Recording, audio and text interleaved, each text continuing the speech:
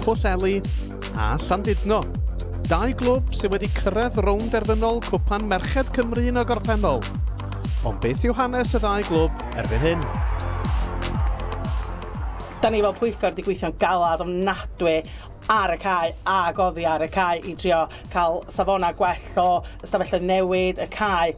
So beth oedd yn amlwg oedd, doedden ni'n mynd I llwyddo fel unedau ar wahân, oedden ni wannach fel la, oedd y merchaid yn un uned ben ei hunan, oedd yr ieuenctid yn un uned ben ei hunan, ac oedd yr dynion yn un uned ben ei hunan, a beth yw'r dywediad Saesneg strength in numbers maen nhw ddeud. So mae'r merchaid, maen nhw o'r diwedd rwan yn cael yr cyfleustera, yr kit, yr stafelloedd newid, y cefnogaeth I sort of gallu cystadlu ar y lefel tier 2 yma.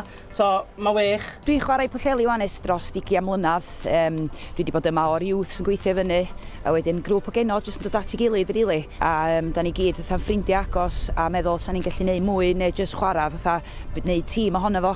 So da ni wedi cadw fo'n gilydd wan 20 mlynedd a fama mae'r tîm hyd at heddiw yma lle. Mae tîm Pwllheli'n tîm cry.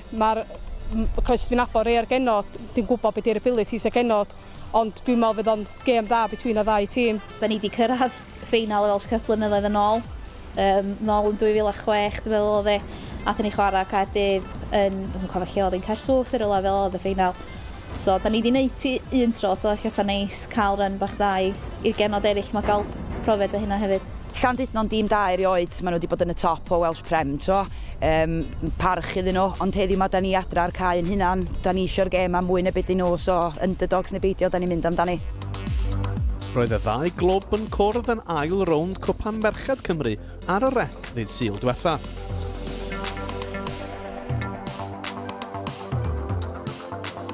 Llandudno aeth ar y blaen diolch I gôl Ffion Owen 10 munud cyn yr egwyl. Tarodd Pwllheli nôl gyda 2 gôl mewn 2 funud yn gynnar yn yr ail hanner. Lois Thomas gyda'r gyntaf. A Katie Bow sgoriodd I Llandudno yn y rownd derfynol yn erbyn Caerdydd nôl yn 2016 yn rhwydo'r ail.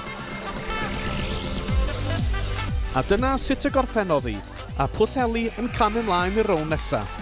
Pwllheli 2, Llandudno 1.